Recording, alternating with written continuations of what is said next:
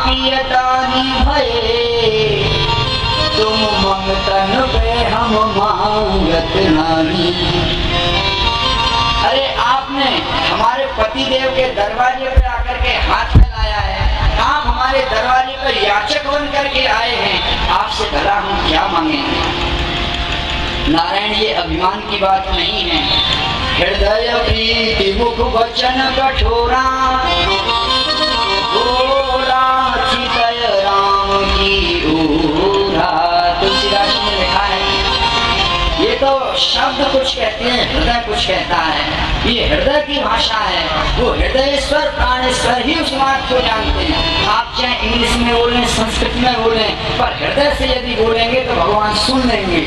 और आप वेद बोलें, उपनिषद बोलें, पर कंठ से बोलेंगे तो भगवान नहीं सुनेंगे।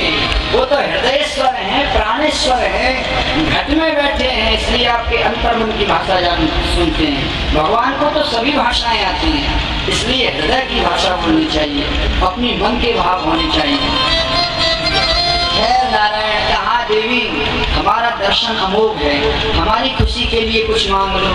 तो विंध्यावली बड़ी प्रवीण, बड़ी चतुर है महाराज, उसने मांग लिया कि महाराज आप यदि देना ही चाहते हैं तो हम आपके इसी स्वरूप का दर्शन करते रहें, और आप हम जिस दरवाजे से निकलें उसी दरवाजे पे आप मंद मुस्कान खड़े खड़े ऐसे ही हमें दर्शन देते रहें। नारायण गए तो थे छलने के लिए, ठगने के लिए, और स्वयं छला गए, स्वयं ठगा गए। ऐसे हैं हमारे भगवान।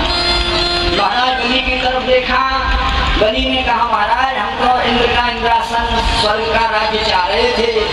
बोले अभी तुम्हारी तपस्या में कमी है नारायण, और अभी जो वर्तमान में है वो पुरंदर हैं। अब के जो इंद्र बनोगे तुम ही बनोगे। अब जाओ, तुम्हें हमने पाताल लोक का राज दे दिया। तो महाराज को पाताल लोक का राज दे दिया। शास्त्रों में ऐसा आया है कि जिस आवास में धर्म